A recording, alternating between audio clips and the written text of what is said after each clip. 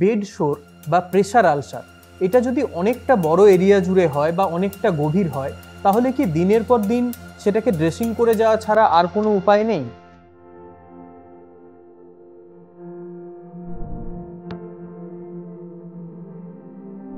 না, এখন কিন্তু বেড সোরের অনেক অত্যাধুনিক ট্রিটমেন্ট আছে যাতে তার হিলিং প্রসেসটা 3 গুণ বা 4 গুণ স্পিডে বাড়িয়ে দেওয়া যেতে পারে।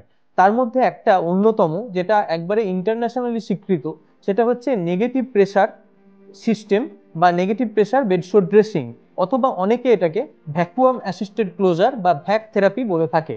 এতে কি হয়, এতে বেডশোরটা একটা নেগেটিভ এরিয়া বা সাকশন তৈরি করা হয় এবং সেটাকে পুরো একটা নিশ্ছিদ্রভাবে ড্রেসিং করা হয়, যাতে তার কালেকশনটা একটা পাইপের মাধ্যমে গিয়ে ওই ভ্যাক মেশিনের মধ্যে জমা হয় এবং ডেলি ডিসকার্ড করে দেওয়া যায়।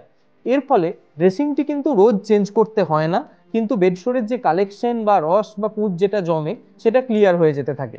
দেখা গেছে এতে রিকভারির চান্স অনেক তাড়াতাড়ি হয়, স্পিড অফ রিকভারি বেডশোরের অনেক তাড়াতাড়ি হয় এবং বেডশোরটি অনেক তাড়াতাড়ি ভরাট হয়ে যায় এবং ইনফেকশনের চান্সও অনেক কম থাকে।